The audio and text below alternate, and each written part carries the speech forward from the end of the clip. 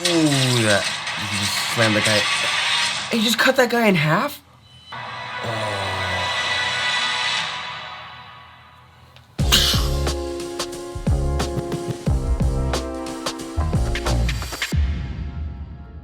What's up, YouTube? My name is John Jags. That was the Mandalorian trailer that you didn't see but saw my reaction to in the intro. It's pretty badass. Go check that out. Anyways, today we are talking about 4 reasons why I bought this Dell XPS 7590 laptop for my filmmaking, my production, art, whatever you want to call it, rather than upgrading my machine or any of those awesome other fun things. So without further ado, let's talk about some of the reasons why I bought this laptop. All right, first things first is the specs and my initial thoughts of getting this out of the box. So in my notes, it says we have the i7-9750 CPU, 32 gigabytes of RAM, a 1 terabyte NVMe PCIe solid state drive, and a NVIDIA 1650 4 gigabyte graphics card. Now, upon opening this out of the box, the finish on this is beautiful. I love the way the light just hits me. Hey, look, I can use this as a reflector. Oh, this is the most expensive reflector in the world. But outside of that little joke, the thinness is really nice. I can fit this into my laptop or my camera bag, no problem, which is one of the big things that we'll talk about in just a few minutes on why I bought this laptop. It has a lot of the key features that you might want in a laptop as a filmmaker. So, big one, a SD card port. A lot of other laptops might not have this nowadays because they're going for a more minimalistic aesthetic, and I think that's okay, but then you have to have more dongles and more things, and I'm all about reducing how many things I'm carrying, so that is a nice touch. Straight out of the box, I'm really impressed with this. The keyboard is also really nice. What's really awesome is that the keys have some depth to them, so when I hit a key, it has some travel time. I'm getting some sort of kinesthetic response when I hit those keys. I know the MacBooks have a much shallower key travel time, and you don't really get that nice kinesthetic response when you hit like a MacBook keyboard. And I know that there's some issues with connectivity and keys breaking. So far out of the box, I love this laptop. Now let's talk about some of the reasons why I bought this for my filmmaking, photography, cinematography over, say, upgrading another piece of gear. All right, the first reason why I bought this laptop over like a lens or a drone or upgrading my desktop is because of mobility. And now I'm gonna use an analogy here, 2 analogies actually. The first is the US military. What does the US military have to do with this? Well, I have a little story to share. One of my friends, his name is Rob, and he used to be a tank commander in the US military. And one of the things that he told me as to why the United States military is so powerful is, one, yes, their weapons are very powerful, their tech is good, but also their mobility. What does that mean? Really, if you look at where US bases are based around the world, they're all over the place. So the military can deploy at any point very, very, very quickly. So let's use a second analogy, League of Legends. If you don't buy boots in League of Legends, you're not gonna be able to get to the fight quickly, or people can kite you. You're gonna fall behind because you can't effectively get to where you need to go as fast because you don't have that speed. Really, just getting around the map in League of Legends is such a valuable tool, perhaps even more valuable than having 6 Divine Rapiers if you're playing Dota. So, mobility when it comes to filmmaking and cinematography is very important because sometimes you don't have the luxury of producing content to a super artistic degree like sometimes I would like. So if a client or myself, I just need to produce something super, super quickly, being able to produce something on site after I capture it in camera within a couple hours is very, very valuable, not only to you as a filmmaker, but to your client as well, because then they know that they can rely on you to post their content in a way that is going to help them get better engagement. So when it comes to buying a laptop, the reason why I bought any laptop is because of mobility. Being able to produce content on site quickly is crazy valuable because it helps your client stay within their relevant window of opportunity. So mobility is the biggest reason why I bought this laptop. Moving on. All right, so some of the features of this laptop is what gets me really excited. First off, probably the biggest one is it's a reflector. Now, well, one, I could use it as a reflector if I'm ever in a pinch, but the features that I'm most excited about, like I said, is the SD card reader. I don't have to have another dongle on me, which is one of the things I'm always trying to minimize. That is not having a lot of stuff, because I'm already carrying like a camera and ND filters and a lot of other things. I don't want to have to worry about this. I just want to have one package that has everything I need. Another thing is it has a Thunderbolt port, and that is crazy valuable because I use network attached storage. And what that will allow me to do is if I have to, say, render a video on my desktop, I can then just run that and then plug this laptop into my network attached storage, my NAS, and also do any photo editing I need to. So that is very convenient. Another big thing is that I could also use this as a rendering station if my desktop needs to be used for something else. So I could just plug my laptop into my NAS and render off of the laptop while still working on my desktop. So that is a cool feature that I'm really excited to have, basically having a second computer. So that's another good reason to have a second computer, but we'll talk about that in just a little bit. Next, let's talk about the price of this laptop. So for this laptop, I paid about $2,300 for all the specs that it came with. Now, if I were to upgrade it to the i9 version, I would have paid an extra $300, give or take, or an extra, let's say $600 if I wanted the 2 terabyte solid state drive. Now, why didn't I get the 2 terabyte? Well, a lot of the time when I'm traveling, which is why I have this laptop to begin with, I have backup solutions, and those backup solutions are going to be this and this Kingston thumb drive.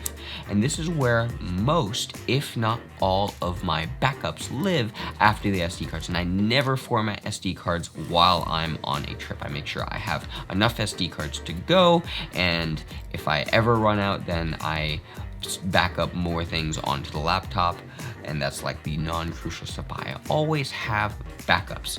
So when it comes to buying the extra storage space on the laptop, I would have rather used that money to buy more external hard drives. And the reason why I did that is because then if I have a project that I'm working on here, I can plug this directly into my desktop and work from it very easily. I don't have to worry about transferring files to another, may say, slower external hard drive and then moving it over there. It eliminates a step. So the price of this laptop, like I said, is about $2,300 with the shipping that I paid and tax and all that. And I'm gonna use the extra money that I would have spent to have that extra storage space to buy a second one of these guys. Now, what about the competition?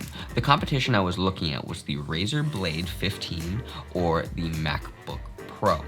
Now, the Razer Blade 15, if I were to spec this out similarly to the laptop that I currently have now, it would have had an i7 processor, an RTX 2060 with 6 gigabytes of video RAM and 16 gigabytes of RAM with a 512 gigabyte solid state drive. Would have been about the same price, but I'm losing out on that RAM. Now, am I gonna use this for gaming? Probably not. And if I am going to play any games at all, it would be classic WoW or maybe Skyrim. Nothing too crazy like Apex or Overwatch or anything like that. And I don't game all that much anyways, so having a crazy graphics card is not gonna be super valuable, and a lot of the time if I'm just gaming casually, I don't need to bump up everything on high, I'm just there for the experience. If I wanted to get something a little bit beefier to compensate for that lack of RAM, which is crazy valuable for creative work like Photoshop, Illustrator, video editing, etc., I would have compensated by getting the RTX 2070. And then if I wanted the 4K touchscreen as well, the previous blade only came with HD, it would have brought the price up to $2,898. Now, that's a big price jump, and I'm still missing out on more storage space. It would have capped out at 512 gigabytes, so I would have needed more hard drives. So I saved some money there if I were to go with the Razer Blade. The second option would have been the MacBook Pro. And the MacBook Pro just straight up comes up to $3,400. That's a lot of money. I saved about $1,000 more than that for a similarly spec'd out MacBook. Now, if you're buying a laptop, you have to ask yourself, how much are you gonna be using this and what are you gonna be using it for? So I went with this model for this price because I know I'm mainly gonna be using it for creative purposes, and the specs more aligned with the creative aspects of my life versus the gaming aspects. So I saved effectively $1,000 because I know I'm using this one as a secondary machine. I'm still going to be using my main desktop, but I also am going to be able to use the money I saved to buy more external hard drives. So when it comes to buying a laptop for yourself and spending money, maybe saving money, make sure you ask yourself, what are you going to be using this for? How often are you going to be using this?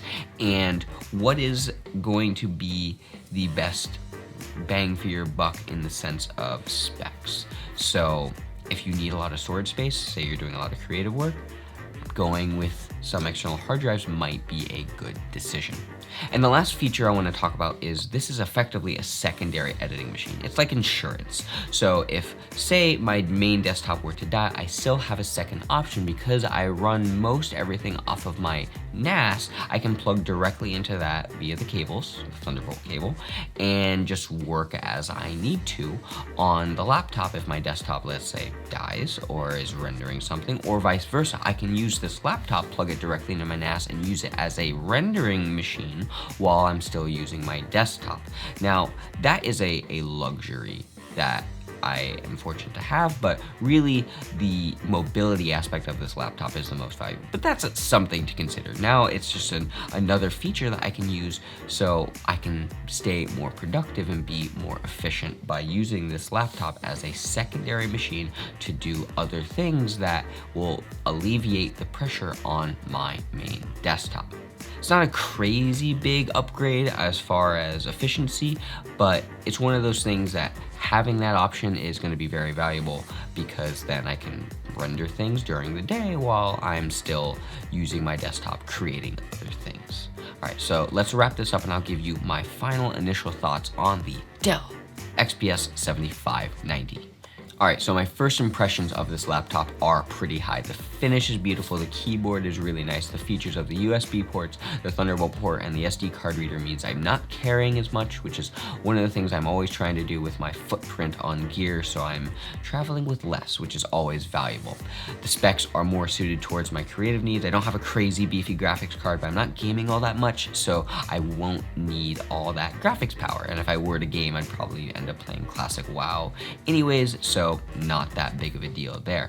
Having the extra storage space is nice, and then saving about $1,000 to then use that towards more external hard drives is pretty valuable to me. Now, if you are gaming, maybe the Razer Blade would be a little bit more valuable, and then MacBooks are MacBooks. They are always pretty good computers, but you do pay a hefty price for that brand, which is nothing to say. They make great stuff, but at the end of the day, it just costs a lot of money, and I didn't need to spend that, especially when I have a nice desktop.